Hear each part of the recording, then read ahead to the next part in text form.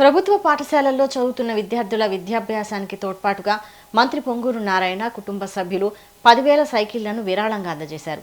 తొలి విడతలో 7,000 సైకిళ్లను పంపిణీ చేసి విద్యార్థుల భవిష్యత్తుకు అండగా నిలిచారు.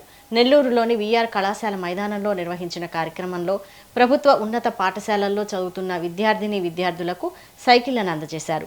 ఈ కార్యక్రమంలో మంత్రి పొంగూరు నారాయణ కుమార్తెలు సైకిళ్ల పంపిణీలో భాగస్వాములయ్యారు. నిరుపేద కుటుంబం నుంచి ఎదిగి విద్యతో ఉన్నత స్థాయికి చేరుకున్న నారాయణ విద్యార్థులు చదువులో మరింత ముందుకు సాగాలనే ఉద్దేశంతో ఈ కార్యక్రమాన్ని చేపట్టినట్లు ఆయన కుమార్తెలు తెలిపారు. ఈరోజు ఎంతో సంతోషంగా ఉంది. ఎందుకంటే నేను అక్కడ రోడ్లో నడిచి వస్తూ ఉంటే ఆ పిల్లల యొక్క ఆనందానికి అరుపులకి నిజంగా ముగ్ధుడయ్యాను.